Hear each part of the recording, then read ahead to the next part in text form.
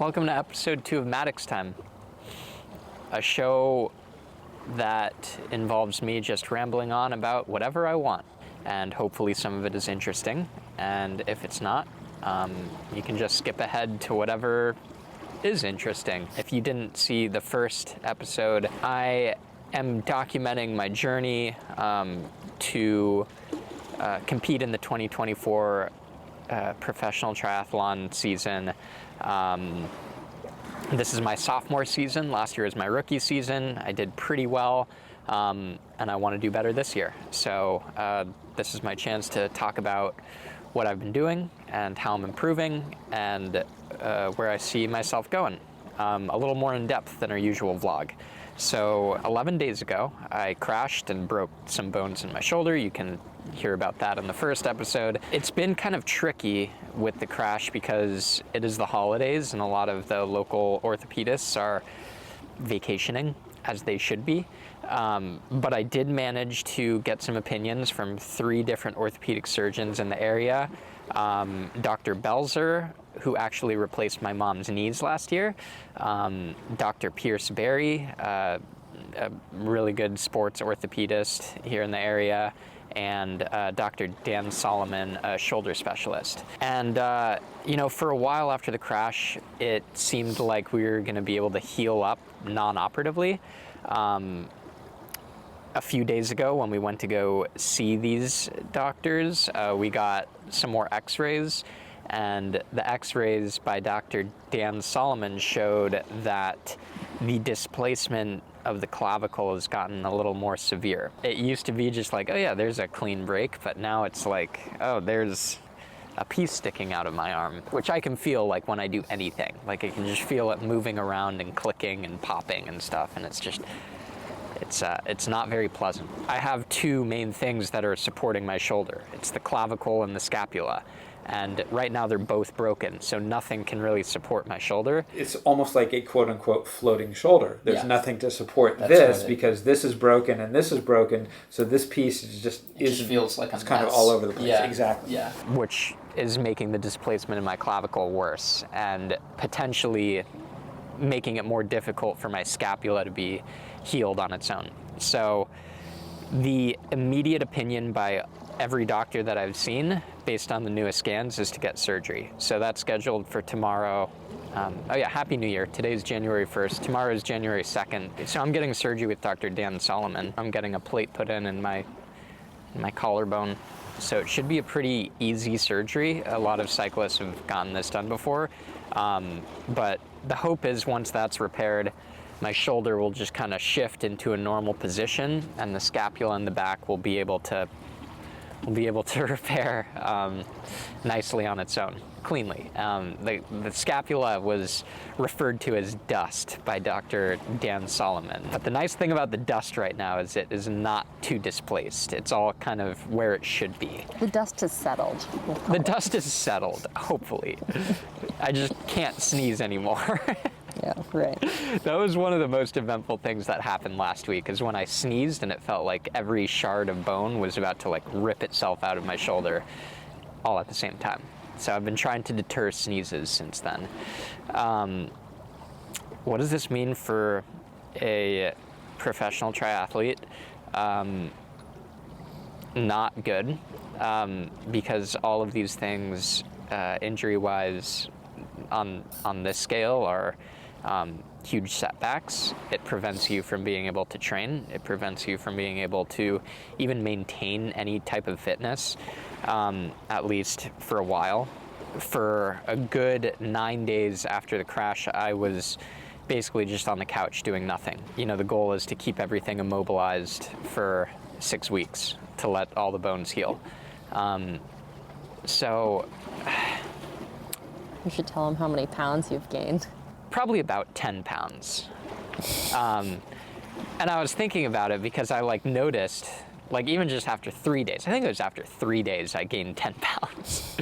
Because if you go from burning as many calories as I do and then subtract 3,000 to 4,000 of that every day, it's really difficult to change your eating behavior. So for a few days I was eating about the same, maybe even a little less.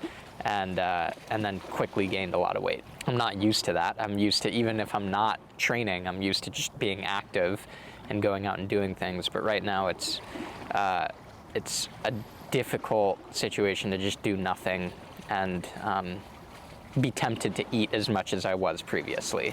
So that's, yeah. I guess I have an eating problem. If you take away the triathlon, I have an eating problem. The focus has just been on getting better. It's like I wake up every day and I almost have like this mental checklist of like, here are the things I need to do today to ensure like the speediest recovery possible. So it's like wake up, ice, make myself breakfast, ice again, shower, ice. It's just a constant cycle of like, how can we manage this? I think because of that, because I'm so used to having like a kind of a regimented day-to-day, like wake up and this is what training I have to get done and these are the goals for that training, I've been able to like mentally manage this pretty well. I feel like honestly a lot better than I thought I would feel at this point going through all of this. I think what scares me around injuries is like this gray zone of, if you have an overuse injury, you feel a niggle in your knee or your hip and you don't know what you should do. You don't know if you should go out and run. You don't know if you should go out and ride. And it just makes things really mentally difficult to work through that. You don't know if you should go see someone. You don't know if it'll go away with some movement or some ice or whatever. I think what I'm dealing with is very black and white. It's like you have broken bones and you can't do anything. And for me, that helps shift my focus and attention onto like things that I can do to heal this and get myself better. I mean, I guess I'm most worried about the time where it does become a little gray. When should I start getting on the bike and doing harder workouts? When should I start running? When should I start swimming? These are the thoughts that are like keeping me awake at night. Like plotting, like how should I manage this, like back to sport. Plotting is a bad word. It makes it sound like I'm doing something like bad. You are. Quit plotting right strategizing. I'm strategizing. The good thing is I do have a good coach that's been through this with a lot of athletes and knows what to do and knows how to get me back to where I was before this happened.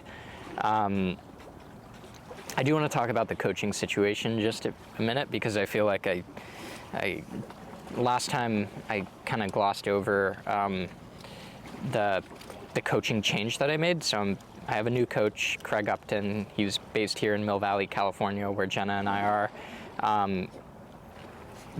This happened for a variety of reasons, but none of which are any fault to like Working Triathlete and Conrad. I'm still a part of the Working Triathlete team and community, and that's who I'm going to be racing for. Jenna is still part of the team. She's also still being coached by Conrad. Conrad was the number one reason why I'm like here today as a professional, having a successful rookie season as a professional. He taught me how to do two new sports, running and biking. Those are two things I had never done in any type of competitive space before I met Conrad. And he got me to being able to do them at, a world-class level, which is probably the biggest validation you could give to a coach. And it's pretty remarkable to see like how far I've come with Conrad. I won't get into all the reasons why this change has happened, but it's it's exciting. We're all excited about it. And it's nice to have, the experience in my corner, especially going through stuff like this.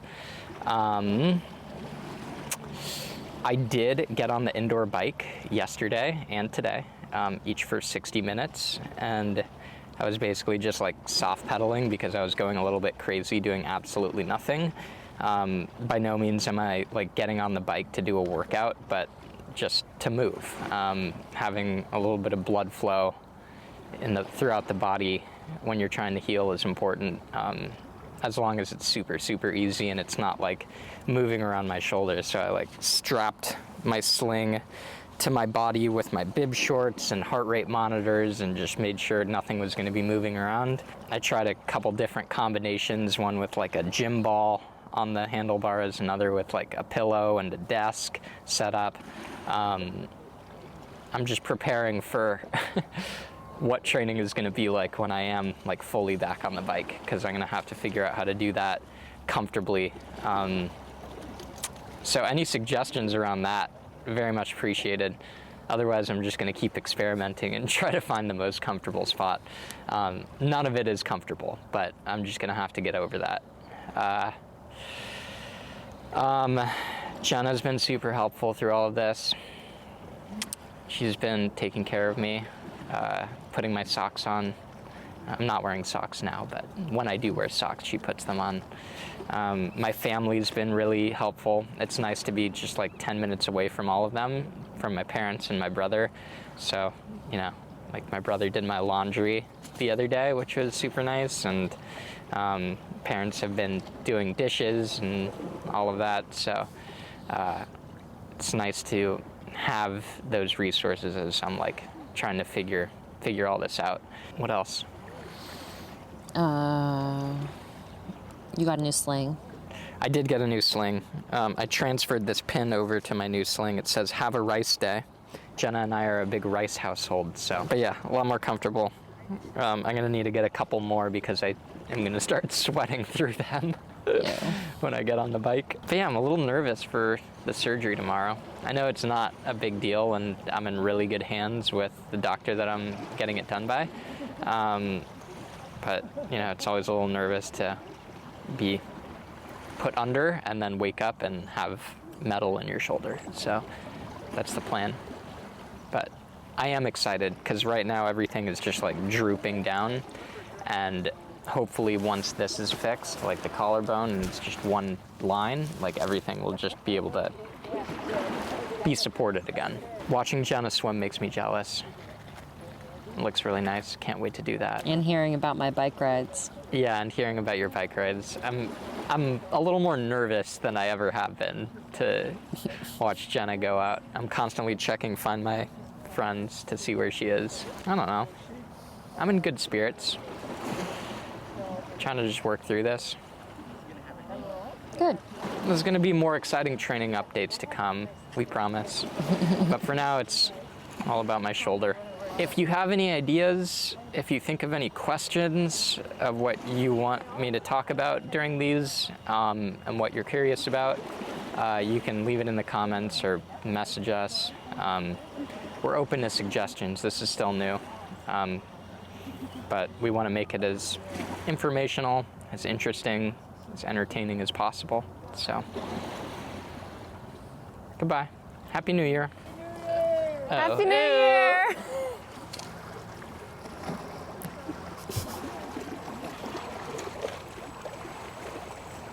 That's amazing.